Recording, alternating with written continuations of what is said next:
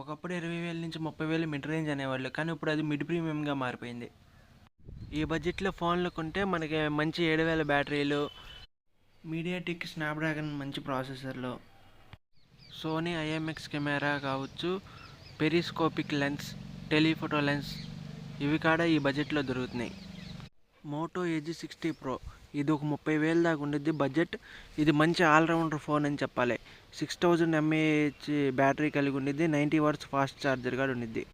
ఇక కెమెరాకి వచ్చేసేపాటికి back 50 MP Sony LYT 700C camera ఉంది, 50x టెలిఫోటో లెన్స్ ఉంది, 50 MP ultra wide plus macro lens ఉంది.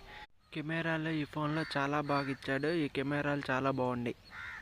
ఇక ప్రాసెసర్కి వచ్చేసేపాటికి మీడియాటెక్ డైమెన్సిటీ 8350 ఎక్స్ట్రీమ్, ఇది చాలా ఎక్స్ట్రీమ్గా పనిచేసేది అనమాట. ప్రాసెసర్ చాలా మంచి ప్రాసెసర్, మంచి బడ్జెట్ ఫ్రెండ్లీ ప్రాసెసర్.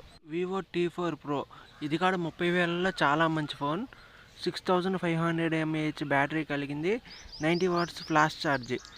దీంట్లో స్నాప్డ్రాగన్ 7 Gen 4 ప్రాసెసర్ వాడారు, ఇది లేటెస్ట్ ప్రాసెసర్, చాలా బాగుండిద్ది. IP6869 వాటర్ ప్రూఫ్ కాడ. కెమెరాస్కి వచ్చేసేపాటికి front 32 MP selfie camera, back 50 MP Sony OIS main camera, 50 MP Sony 3x periscopic camera ఇవ్వడం జరిగింది, మరియు 10x టెలిఫోటో లెన్స్ కార్డ్ ఇవ్వడం జరిగింది. ఇది 50,000లో ఇవ్వాల్సిన కెమెరా 30,000లోనే ఇవ్వడం జరిగింది, చాలా బాగుంది, అద్భుతం.